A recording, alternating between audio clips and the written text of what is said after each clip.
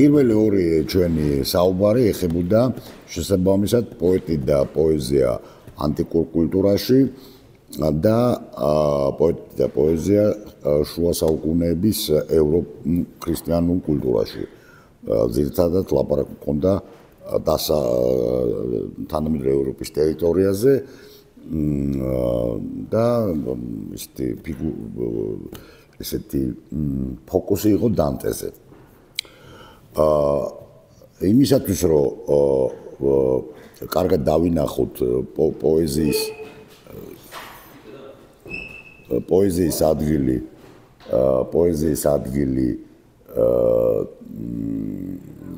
ევროპული ლიტერატურის ისტორიაში აუცილებელია შევეხოთ ჟანრებს და არისტოტელეს პოეტიკას, სადაც არის ჩამოყალიბებული პირველი ესეთი ჟანრული თეორია. კერძოდ არისტოტელეს მიხედვით და სხვა შორის ეს ძალიან ესეთი საკითხია. არისტოტელე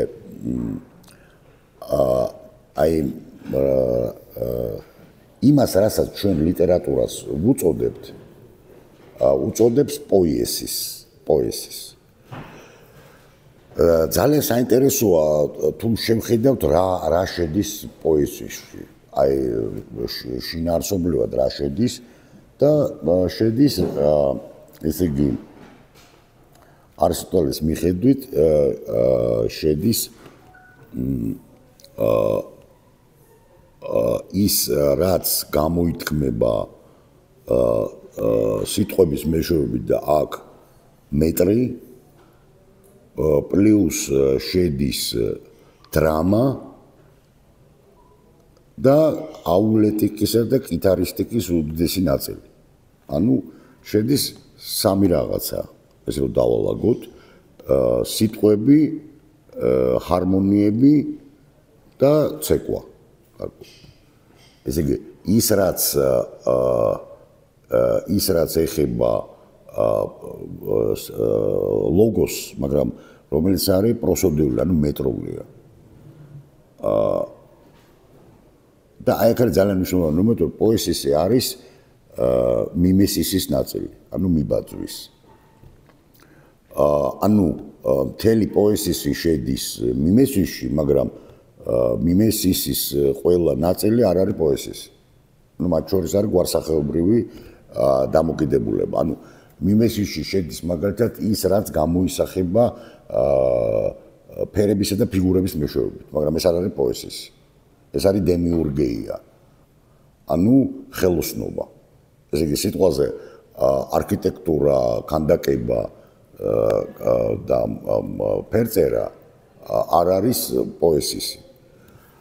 ანუ გამოდის რა, რომ ესე იგი, პოეზისი არის უფრო ფართო რა ვინმე ჩვენი გაგება ლიტერატურის და გამოდის, რომ უფრო ხელოვნებასთან არის ახლოს, მაგრამ ფლად ხელოვნებაც არ არის, იმიტომ რომ არისტოტელეს გაგებით აი ამ პოეზიაში არ შედის ქანდაკება, მხატვრობა და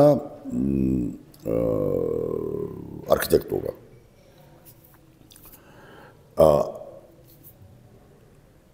რას ნიშნავს სიტყვა პოეზისი? სიტყვით ეს ნიშნავს კეთებას.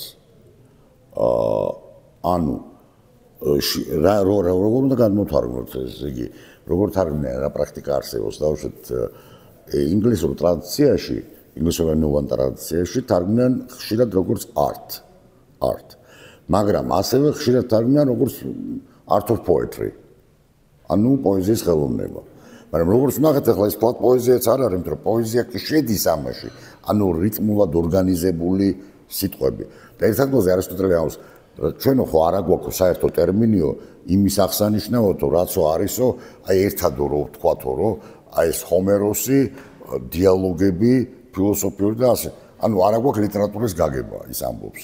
და მართლაც არ არსებობს ლიტერატურის გაგება, თანამედროვე გაგებით, რასაც ქვია ლიტერატურა, ლათინური სიტყვა და რას ნიშნავს არ გვინტერესებთ? ლიტერატურა არის რაც ბერძნულად არის გრამატიკა. ნუ გრამატიკა და ლიტერატურა ერთ-ერთია. საიდან მოდის გრამმა? ეს არის ასობგერა, ლიტერა ეს არის ასობგერა, აქედან გამომდინარე გრამატიკე ეს არის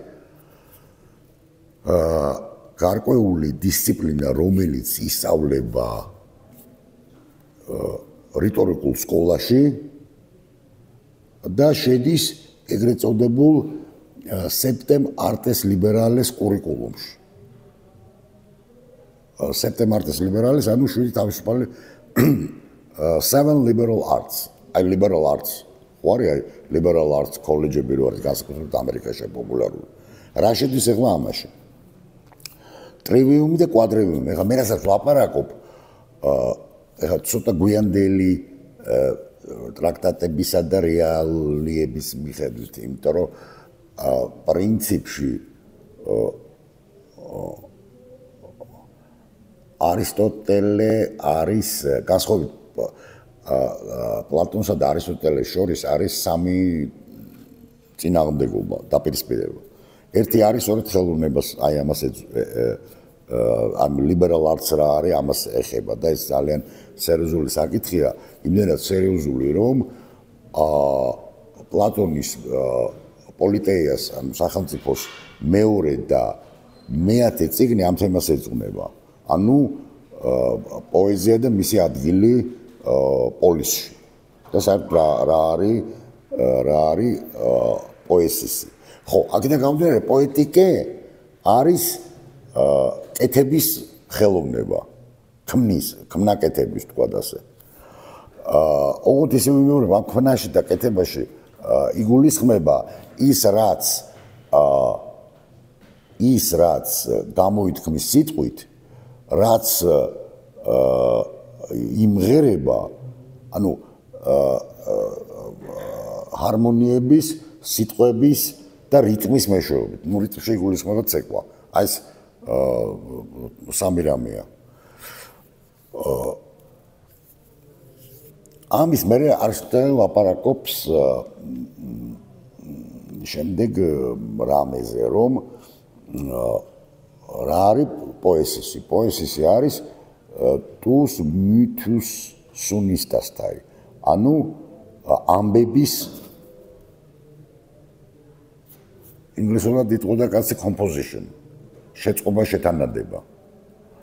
ამბების. ოღონდ ახლა მითოს ფლად ამბავი არ არის ფაბულის მნიშვნელობით, უბრალოდ ფაბულა არ არის. ეს არის ესე რომ ვთქვათ, საკრალური ტრადიციული გადმოცემა, რომელიც ეხება ღმერთებს და ადამიანებს. ანუ მითოს ნიშნავს ამ აზრით იმას, რომ აი ამ ფაბულაში არიან ადამიანები და არიან ღმერთები. აქედან გამომდინარე, აი ხო ვამბობთ, რომ ბერძენი რომ მიდიოდა სანახავად, სამი ტრაგედიის და ერთი კომედიის და ხო კიდევ ერთი რაღაცა, რომ ეს მარტო ერთხელ იქმებოდა. მეორეჯერ აღარ იქმებოდა. ყოველ წელიწადს მაისის თვეში იდგმებოდა ეს ტეტრალოგიები და გამარჯვებული და გამოვლენილი იყო, იმიტომ რომ აგონალური კულტურა იყო ბერძნულად. ყველაფერში იყო დაპირისპირება. ხო, აი დისპუტი რაც არის ეს აგონი ნიშნავს ბრძოლა დაპირისპირება. ფილოსოფიური აგონი, როდესაც ორი მხარე ერთმანეთს ეკამათება და სხვა შორის მეტნაკლებად აგონალური მოდელი იკითხება ბერძნულ ფილოსოფიურ დიალოგში. მეტნაკლებად. ასევე აგონი არის დრამა და აგონალური ფორმა აქვს საზოგადოდ პრაქტიკულად ყველაფერს იმას, რაც არის დაკავშირებული ფილოსოფიასთან და ხელოვნებასთან და ასევე პოლიტიკურ ცხოვრებასთან. ეკამათებიან ერთმანეთს აგორაზე და იმარჯვებს იმისი აზრი, ვისაც აქვს ყველაზე კარგი დარწმუნების ხელოვნება, ანუ რიტორიკა. აი ეს რიტორიკა, გრამატიკა და დიალექტიკა არის ტრივიუმი. აი ამ 7 თავისუფალი ხელოვნების ერთი ნაწილი ტრივიუმი, ანუ სამეული ქართულად ტრივიუმი და კიდე არის კვადრივიუმი. ეს კვადრივიუმი არის რა? არითმეტიკა, გეომეტრია, ასტრონომია და მუსიკე, ოღონდ რას ნიშნავს ეს მუსიკე? ეს ნიშნავს ესეც მათემატიკური დისციპლინაა, ეს ნიშნავს ჰარმონიების შესწავლას. ჰარმონიების შესწავლას. აი, როცა პითაგორა ამბობს, რომ ზეცა და ეს ვარსკვლავები არის მოწყობილი რიცხვებისა და ჰარმონიის მიხედვით და ისმის ეს ზეციურ მუსიკაზე ვლაპარაკობს, სწორედ ამას გულისხმობს, რომ ციური ვარსკვლავები, რიცხვები, ფიგურები და ჰარმონიები ერთნაირად არის მოწყობილი. ყველაზე უფრო ჩვენამდე მოღწეული ტექსტებიდან ყველაზე კარგად თვალსაჩინოთ ესაა გამოხატული პლატონს თავისი სახელმწიფოს ფინალში მეათე წიგნის ბოლოსკენ, როდესაც პამფილიელი ეროსი ჯარისკაცი მოკლული ჯარისკაცი მეათე დღეს ესეთ წესი უნდა კოცონზე უნდა დაეწვათ, მოიხსენებათ ინდოევროპელების განსხვავებით სემიტებისაგან ან ჩინელებისაგან ან ჩვენგან ჰქონდათ ეს წესი დაწვის, დართა დაწვის. ხო, ერთ-ერთი არ მარტო ენა, არამედ ენობრივადაც ქართველური სხვა ოჯახია, მაგრამ რიგი რიტუალებისა უძველესი დროიდან დღემდე გვეუბნება, რომ ჩვენ არა ვართ არანაირად ინდოევროპელები. მოკლედ, მეათე დღეს, როდესაც ეს ეროსი უნდა დაეწვათ, გაცოცხლდა და დაიწყო მოყოლა იმისი, რაც ხდება იმ ქვეყანაზე. ანუ საიქიო, ერთ-ერთი პირველი საიქიო ვიზიონი. ხო, აი ეს ტრადიცია სხვათა შორის, ოღონდ პლატონამდე არის ჰომეროსი. ჩვენ ამაზე ვილაპარაკეთ, ხო? პოეზიის ხელოვნება ყველაფერთან ერთად ეს არის სიკვდილის ხელოვნება, გარკვეულწილად პრეპარაციო ad mortem და საიქიო ვიზიონი. პოეტი არის ის, ვისაც მოაქვს აქ საიქიო ვიზიონი. პირველად ეს ჰომეროსთან არის ოდისეაში, შემდეგ ვერგილიუსთან. ჰომეროსსა და ვერგილიუსს შორის არის პლატონი, რომელიც გვიყვება თავის აი სახელმწიფოს ბოლოს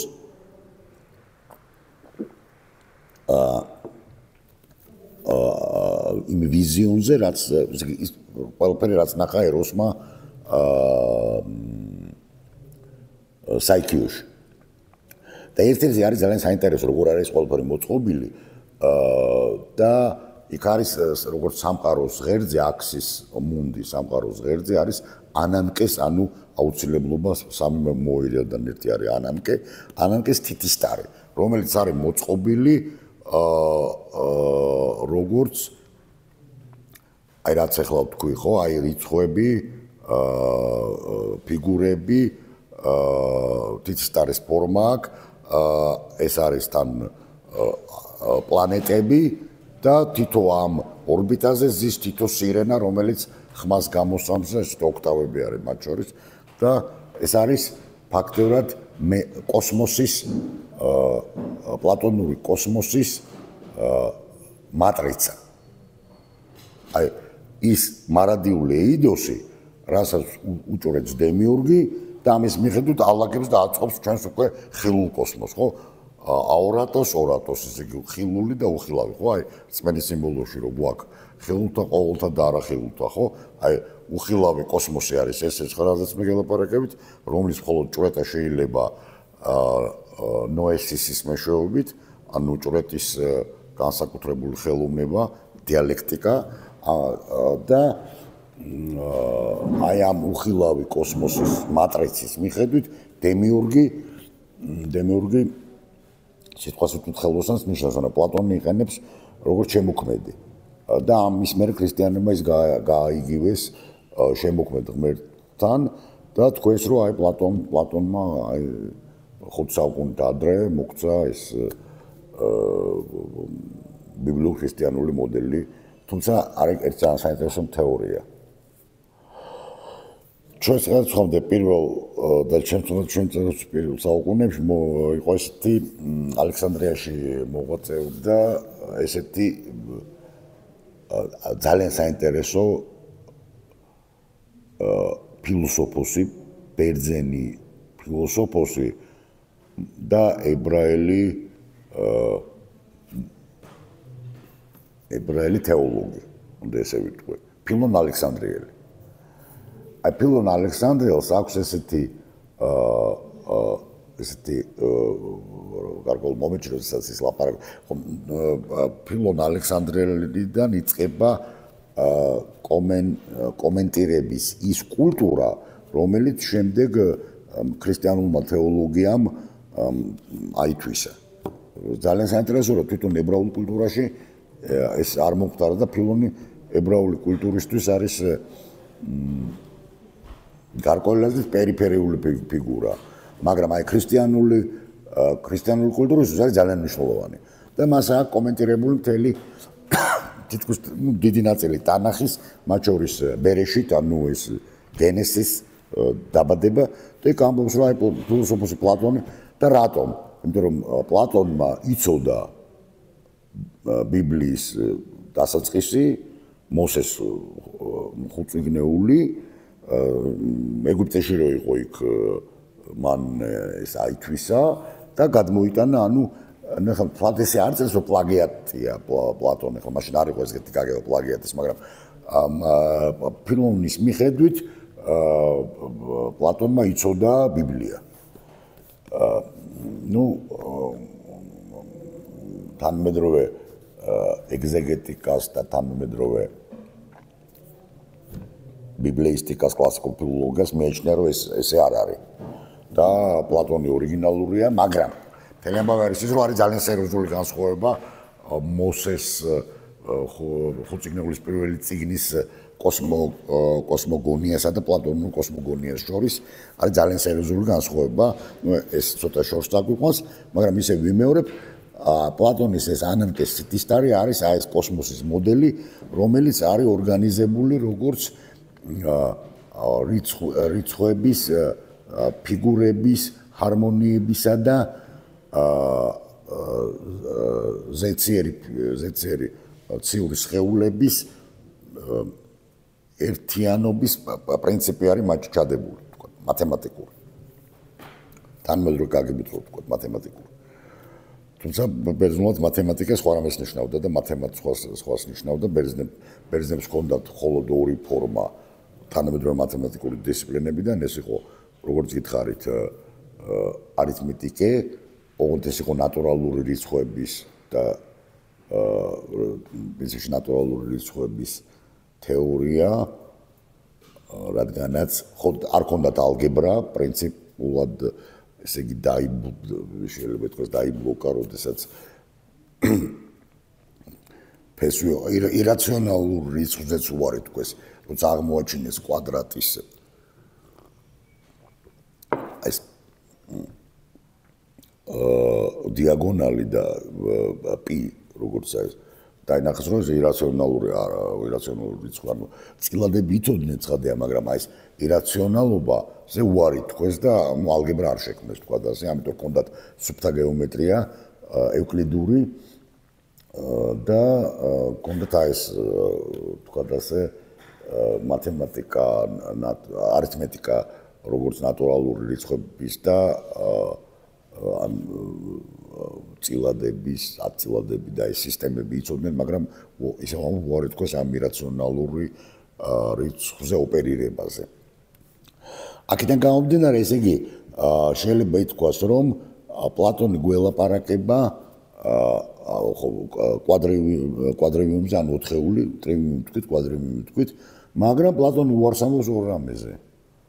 ამბობს უარს პოეტიკაზე, რომ პოეტიკა არ უნდა იყოს, ეს არ არის ჭვრეტეთი დისციპლინა და პოლისში მიმეტური პოეტები არ უნდა იყვნენ, იმიტომ რომ ისინი ბევრ უმართებულ რამეს ამბობენ ღმერთებზე. აქედან გამომდინარე, უნდა იყოს მხოლოდ ჰიმნოგრაფია, თითი რამბი. და ეს არის ძალიან საინტერესო მომენტი და ეს პირდაპირ არის კავშირში ამ ჟანრულ თეორიაზე, რაზეც ახლა ჩვენ ვილაპარაკებთ.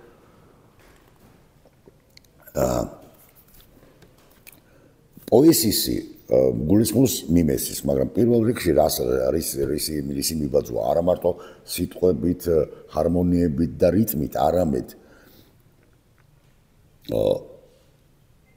უნდა მოხდეს წარმოდგენა ადამიანისა, რომელიც ჩვენზე მაღლა დგას.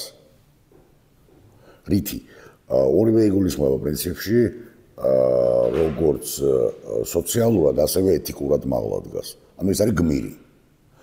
ეხლა აქ როგორი მომენტია ეცით ბერძნული ეს იერარქია არის ეგეთი. ღმერთები, დაიმონები, ნახევრად ღვთაებრივი არსებობა, შემდეგ მოდიან გმირები და ნუმერი ჩვეულებრივი ადამიანები, თქვა და. ეს გმირი არ არის უბრალო ადამიანი, ადამიანზე მაღლა დგას, იმიტომ რომ არის რაღაცნაირად გარკვეულწილად ნაზიარები ღვთაებრივ საწყისთან. უფრო მეტიც ეგ ცოტა ისეთი მომენტია მე ამაზე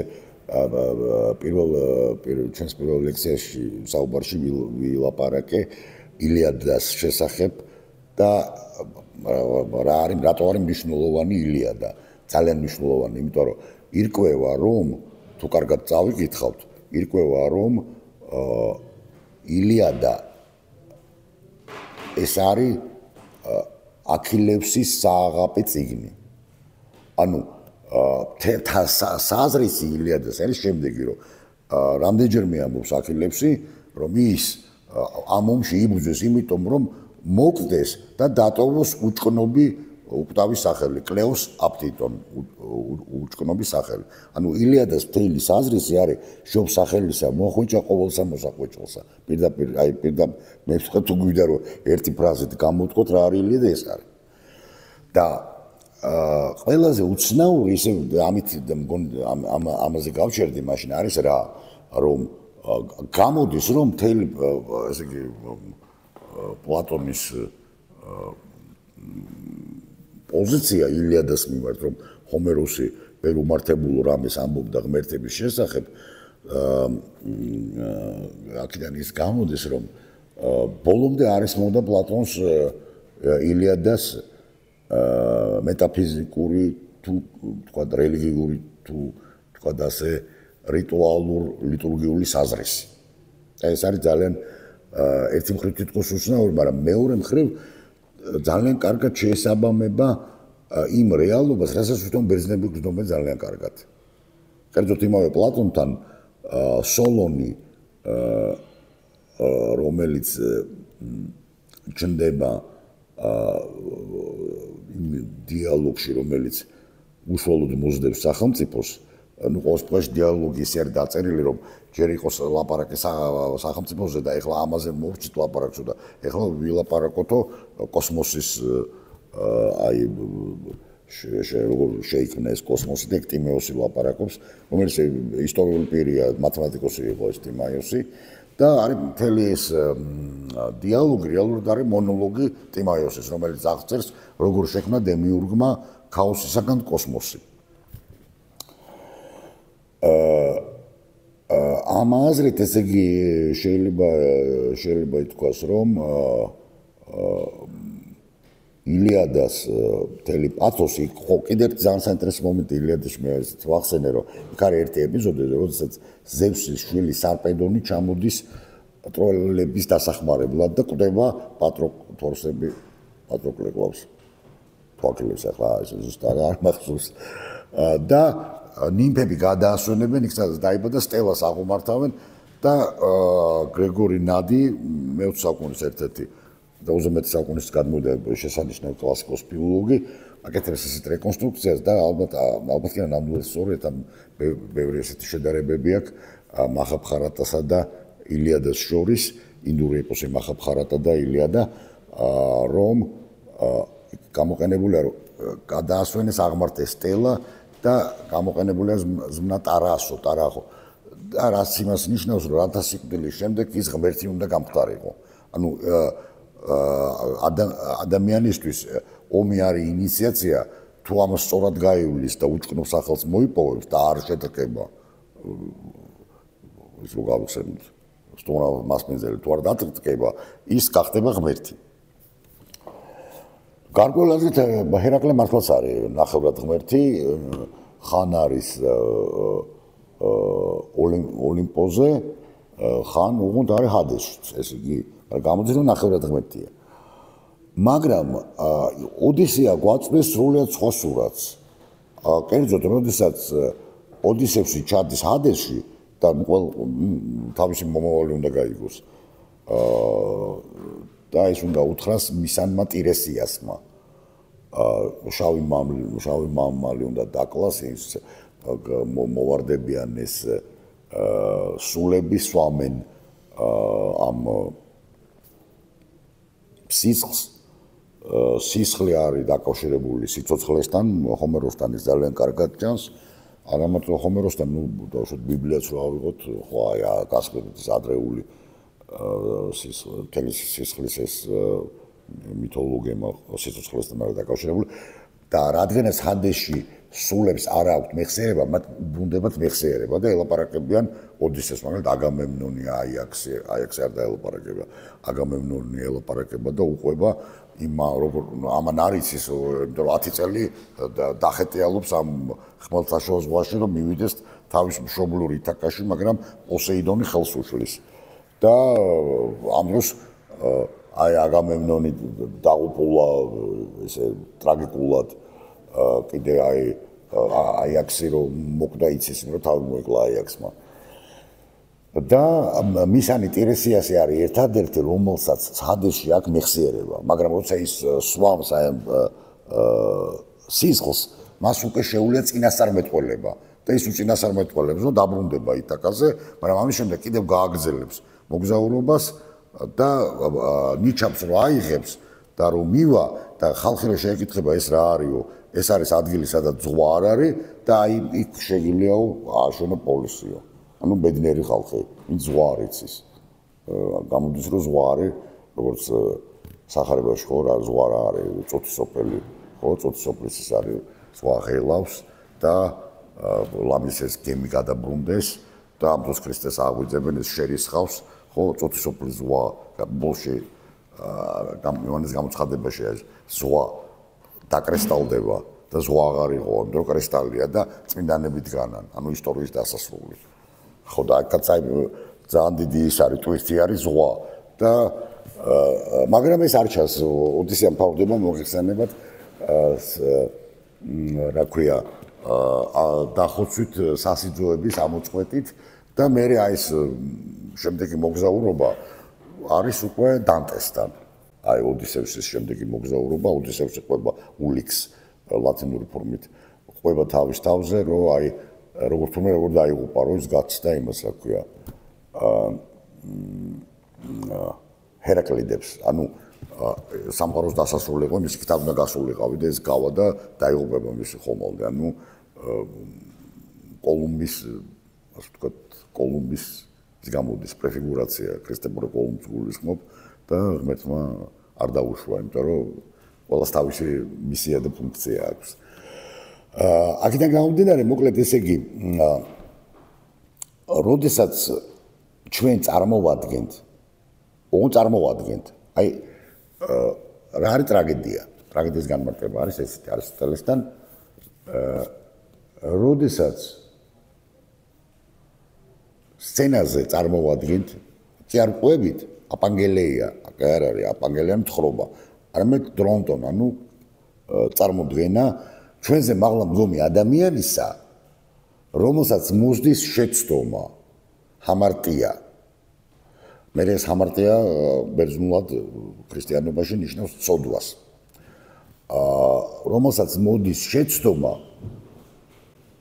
და აი ამისი წარმოდგენა ანუ დრაო წარმოვადგენ დრამა აქედან წარმოდგენა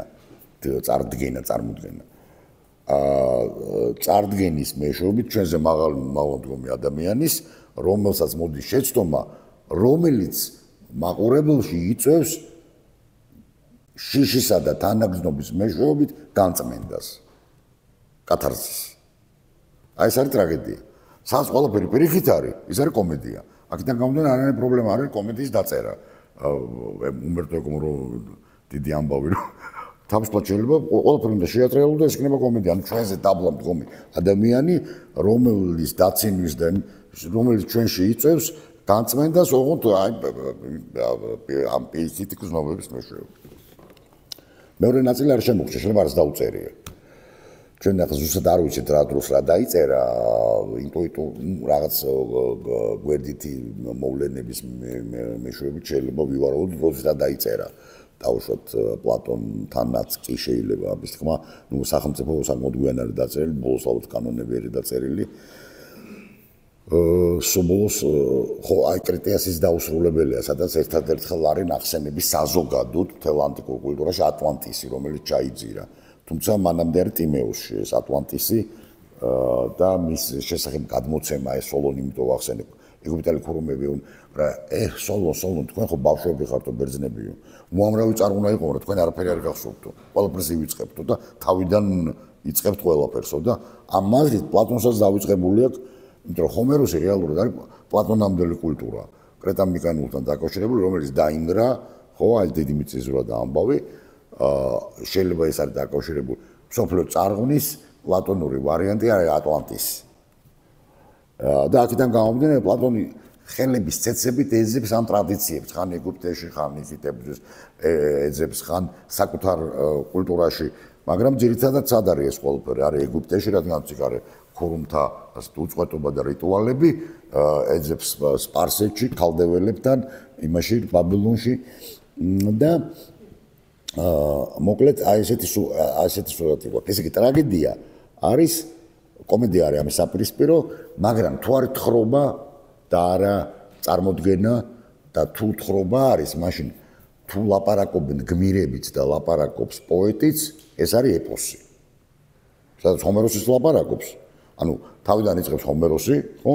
აი მენინა ედეთეა, პელეიდო, ახილეოს, ან უმღერო, ქალღმერთო უმღერე, აქილევსის რისხვას, ეს ჰომეროსი ლაპარაკობს. მერე უკვე შემოდის, ესე იგი აქილევს და ესენი აქვია აგამემნონი, რომლებიც გადადიან ამ კონძულზე კრიზზე, სადაც არის და დაარბევენ კრიზეს აპოლონის ტაძარს, აპოლონ სმინთევსი. სმინთევსი ნიშნავს თაგვს. და იქ რაღაც მომენტში მიმართავს ეს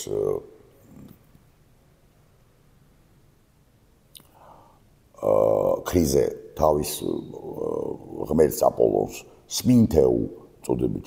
ან თაგვო ქართულად არ ჟღერს აბსოლუტურად. ამიტომ გადმოგვაქვს როგორც სმინთევს. და რას გააკეთებს აპოლონი? ღამე გადმოვა, ისრებს ისვრის და ჩნდება პირველი შავი ჭირი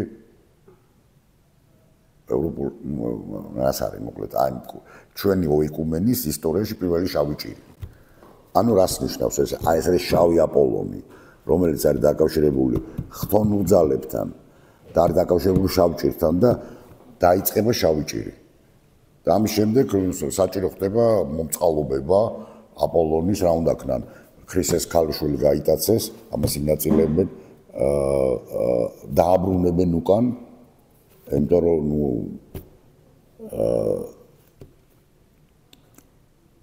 ეს არის ეპოსი, სადაც ლაპარაკობს ჰომეროსიც და გმირებიც ლაპარაკობენ.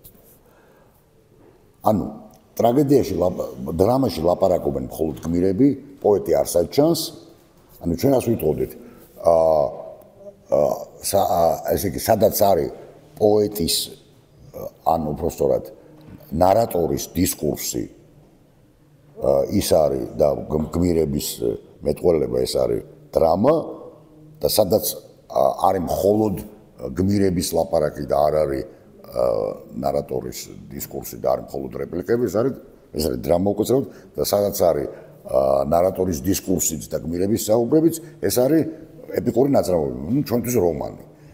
ანუ არსებობს 4 ვარიანტი, სადაც ლაპარაკობს გმირები, მხოლოდ გმირები ლაპარაკობენ და გამოსახულია ჩვენზე მაღლამდგომი არსება, ეს არის ტრაგედია, სადაც მარტო გმირები ლაპარაკობენ, მაგრამ ჩვენზე დაბალი არის კომედია, სადაც ლაპარაკობენ ავტორიც და გმირებიც და არის ჩვენზე მაღალი, ეს არის ეპოსი და სადაც არის სადაც ესე იგი ლაპარაკობენ გმირები და ლაპარაკობს ავტორიც და არის ჩვენზე დაბალი, არის პაროდოსი, ანუ პაროდია.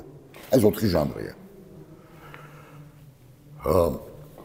მე-20 საუკუნის სადღაც 60 წლებამდე ითვლებოდა, რომ არისტოტელემ მოგცა ჟანრების თეორია, მაგრამ გაგებული იყო შემდეგნაირად, რომ არისტოტელემ მოგცა 3 მეტა, ანუ არქი ჟანრი: ეპოსი, დრამა და პოეზია, ლირიკა.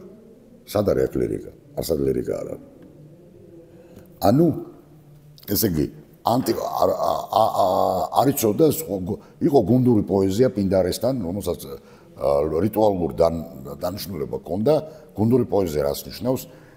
გუნდი მომერფერე, აი როგორც ჩვენთან გუნდი ჩაკრულოს მღერის. ოღონდ ჩაკრულოს კი არ მღეროდნენ პინდარეს ოდებს. მაგრამ ვის მიმართ არის ეს ოდები? ოლიმპიადებში გამარჯვებულებისადმი. თუ ადამიანი იმარჯვებდა ოლიმპიადაში, ეს იყო როგორც გმირი, ნახევრად ღმერთი, სტატუებს უდგამდნენ და როგორც აი წმინდანებს ჩვენთან დავუშვათ აღუვლენთ ენკომიებს და ჰიმნებს, ასევე იწერებოდა ჰიმნები. გვაქვს პინდაროსის ჰიმნები, გვაქვს არის საფოს, ალკეუსის და ანაკრეონტის კარგული ტექსტები შემორჩენილი. რა ტიპის რა არის ეს? საკმაოდ რთული სათქმელია. არისტოტელე საერთოდ განეხილავს ამას თავის ამ სისტემაში, ჟანრულ პოეტიკაში საერთოდ არ ხდება ეს. რო ავიღოთ მაგალითად ჰორაციუსთან რა გვაქვს?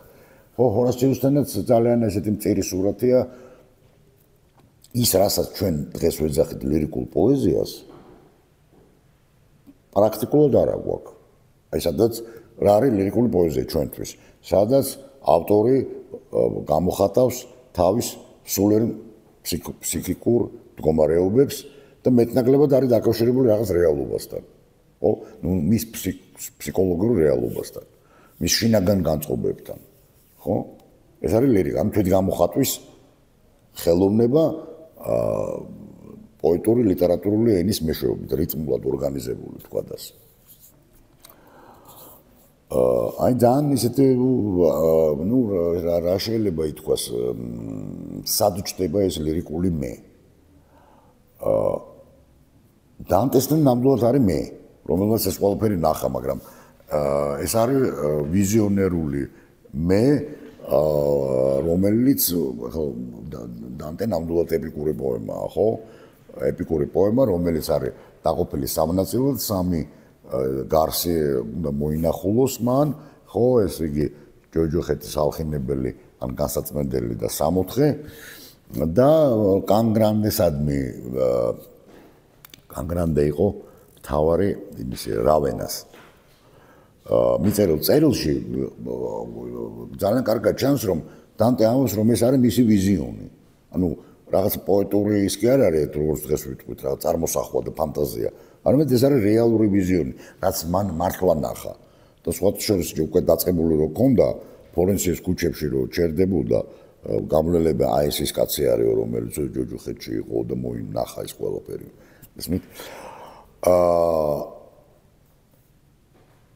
აქედან გამომდინარე, ესე იგი შეიძლება ითქვას, რომ რაღაცა პერიოდში მოხდა აი ამ ჟანრული სისტემის რღვევა, რაც ახლა მე აგიწერეთ, ტრაგედია, კომედია, ეპოსი, პაროდოსი და გაჩნდა აი ეს ტრიადა. ტრიადა, ეპოსი, დრამა, ლირიკა. თანამედროვე ამერიკაში წიგნების მაღაზიაში ეს შემდეგნაირად გამოიხატება. Fiction, theater, poetry. აი რო გინდა რომ მოძებნო და მე არის non-fiction. მაგრამ აი ეს მაღაზია არის დაალაგებული, როგორც მეც ამერიკული მაღაზია არის მოდელი დასავლური ლიტერატურული თეორიის. ამის მიხედვით არის ესე იგი fiction, წინათ ეს იყო ეპოსი, დღეს ეს არის რომანი, მაგრამ ჰომეროსის მოძებნა თუ მოგინდებათ, პოეტრიაში უნდა შეხვიდეთ და არა fiction-ში. აი ეს მომენტია ძალიან საინტერესო, იმიტომ რომ რა თქმა უნდა ლაპარაკობს არისტოტელე ჩვეულებრივი სიტყვა და ორგანიზებული სიტყვა, მაგრამ პროზა და პოეზია არ არის დაპირისპირებული მასთან ერთმანეთთან, და ლიტერატურის გაგება არ არსებობს. რომ არსებობს აი ამ პოეზიის გაგება, რომელიც მოიცავს ნახევრად ჩვენს პოეზიას და ნახევრად ხელოვნების ჩვენეულ გაგებას. გესმით? მოკლედ, ესე იგი, ამ მოგზაურობ ამ იმაში, რა ქვია, ხედავ, რომ სინამდვილეში ჩვენი ისტორია, ლიტერატურის და კულტურის არის თავიდან ბოლომდე აგებული გაუგებრობებზე, შეცდომებზე, არასწორ გაგებაზე. მაგრამ რაღაცნაირად ცხოვრობ, აი როგორც ადამიანი ცხოვრობს, აი ესე ცხოვრობს ეს ლიტერატურაც და მაგრამ მაინც ძალიან საინტერესო მომენტია ეს ჩვენ მოდერნისტულ როგორც რაღაცნაირად უნდა გადავიდეთ მე მოდერნისტულ პოეზიაზე, ხო? და როგორ მივედით აქამდე, როგორ ჩავარდით ამ მდგომარეობაში. რაღაცა მომენტში დაიბადა ის, რასაც შეიძლება უწოდოთ ლირიკული პოეზია. და ჩვენთვის დღეს არის სამი მთავარი ჟანრი მართლაც. ეპოსი, დრამა, პოეზია. ვიმეორებ ანტიკურობაში, ანუ როგორც ბერძნებთან, ასევე რომაელებთან, ნუ იქ ოღონდ ტრაგედია დაიკარგა, რომში უკვე აღარ დგამდნენ ტრაგედიას, მაგრამ ამას არ აქვს. აი, ესეთი სისტემა არსებობს. 4-ეული თემატურ ორი კვანტორის მიხედვით. შინაარსობრივი რა არის ჩვენზე მაღალი, ჩვენზე დაბალი. და მეორე კვანტორი ეგრეთ წოდებული ნარატივის და დრამატივის მიხედვით, ანუ ჟანრის ორგანიზებელი, თქვათ ასე. უფრო სწორედ ძალიან საინტერესო მომენტია, რომ უკვე ბერძნებმა ძალიან კარგად იციან, რომ არსებობს ორი პლასტი ენაში, რომელიც ფორმალურად აწარმოებს ლიტერატურულ გამონათქვამს. მოდი უკნიდან დავიწყებ. მე-19 საუკუნის ერთ-ერთმა უდიდესმა ლინგვისტმა, ალბათ ყველაზე დიდმა ლინგვისტმა, აბსოლუტურად გენიალურმა, ემილ ბენვენისტი, ფრანგი ლინგვისტი, გააკეთა ესეთი განსხვავება. დისკურ, ისტორია. ქართულად ეს შეიძლება ვთარგმნოთ, რომ მოდი ეს ვჯობია. მე ესე ვიტყვი, დისკურსი და ნარატივი. რაზეა ლაპარაკი? ლაპარაკია შემდეგ რაღაცაზე, ესე იგი, აი, რამდენიმე იმას იღებს, ბალზაკის რომანიდან რაღაც ფრაგმენტს იღებს ფრაგმენტს, რაღაცა სამეცნიერო ტრაქტატიდან, კიდე რაღაცა, და ამას ეგეთ რაღაცას. რომ არის რაღაცა პლანი ენაში, რომელიც გველაპარაკება. აი, კაცი წავიდა იქ, მე გადავიდა, გადმოვიდა რაღაცა. სადაც არის ამბავი, სადაც აბსოლუტურად არ ჩანს თხრობელი. აი, ეს არის ნარატივის პლანი, მაგრამ არის მეორე პლანი, რომელიც, ანუ, ნარატივს თითქოს არ ყავს, ჩვენ ვერ ვხედავთ ვინ ლაპარაკობს, არის ამბავი თხრობელის გარეშე. წმინდა ამბავი. სუფთა. და მეორე, როდესაც აი მე შენ ამას გეუბნები, აი მე შენს ძალიან გაბრაზებული ვარ, რაღაც სიტუაცია ენობრივი, რომელიც გულისხმობს მესა და შენ შორის ურთიერთობას. და სინამდვილეში არის ორი პირი. მესამე პირი არ არსებობსო. ბენვენისტი ამბობდა. პირი არის, როდესაც არის რელაცია მესა და შენ შორის. და ეს არის დისკურსი. ანუ სადაც მე არის ავტორეფერენციული, მე რა არის? ნებისმიერი ადამიანი შეიძლება იყოს მე, ვინც მეტყველებს. აი როგორც სარელი მატრიცა, აი ძველად რო იყო ეს თვითონ თავებს რო ყოფდნენ ძველი ფოტოები რო 20-30 წლების. ანუ მეს არ აქვს კონკრეტული რეფერენტი, ლინგვისტურ ენაზე რო ვთქვათ. მე არის ავტორეფერენტული, თავის-თავზე მიუთითებს და სამეთყველო სიტუაციას. ანუ დისკურსი ეს არის სამეთყველო სიტუაცია, ხოლო ისტორია, ნარატივი ეს არის წმინდა ამბავი. და სათქდება ამათი შერევა, მაგალითად რომანში, ან მოთხრობაში. აი, როდესაც დავით ყლიაშვილი იწყებს ბეკინა სამანიშვილი რა საკვირველია, ღარიბი აზნაური იყო, რა საკვირველია, ეს არის დისკურსი. ღარიბი აზნაური იყო, ეს არის ნარატივი. აი, ეს რო ამოვიღოთ, მივიღებთ წმინდა ნარატივს. რა საკვირველია რა არის? ავტორის მეს პოზიცია, ინტონაცია. ანუ დისკურსი ყველაფერთან გულისხმობს შეფერილობა ინტონაციას. ამიტომ მითები როგორც ასეთი, ანთქმულებები, რომელსაც ვიცავთ, ხო, არის უპიროვნო. წმინდა ამბავია, სადაც დაკიდა გამომდინარე, მითი მართლაც არის ამბავი, რომელშიც არ იგრძნობა თუ ვიყვება ამ ყველაფერს. და რა არის ლირიკა? ლირიკა არის წმინდა დისკურსი. წმინდა დისკურსი, რომელიც არის ორგანიზებული პოეტური ფორმით, აქვს მეტრი, აქვს თავისი სხვა თვისებები, მეტრთან და პროსოდიასთან დაკავშირებული, გარკვეული რიტმი, სადაც უშუალოდ პრინციპში მე მეტყველებს. მე ესე ვიტყოდი, იქ სადაც ბატონობს დისკურსი, ეს არის ლირიკული პოეზია. უღოთ შესაბამისი რიტორიკული და სტილისტური მახასიათებლებით. როდის იბადება ეს მე, რა თქმა უნდა, როცა იბადება ფსიქოლოგიური მე, როდესაც ხდება თვითდაკვირვება და არ შევწდები თუ ვიტყვით, რომ ეს არის ბაროკო. ბაროკო და პირდაპირ შეიძლება ითქვას ტექსტი, საიდანაც დაიბადა თანამედროვე ფსიქოლოგია, საიდანაც დაიბადა თანამედროვე ფსიქოლოგია, თვითდაკვირვება და საკუთარი თავის ავტოტრენინგი და ასე შემდეგ, ეს არის წმინდა ეგნატე ლოიოლას ექსერცისია სპირიტუალიტეტა, სულიერი სავარჯიშოები. მოდით აი ეხლა მოდით დროებით შევწყვიტოთ ჩვენი ეს საუბარი, იმიტომ რომ სწორედ შემდეგ ლექციაზე მე ვისაუბრებ აი ლირიკული მეს დაბადებაზე რელიგიური ფსიქოლოგიიდან.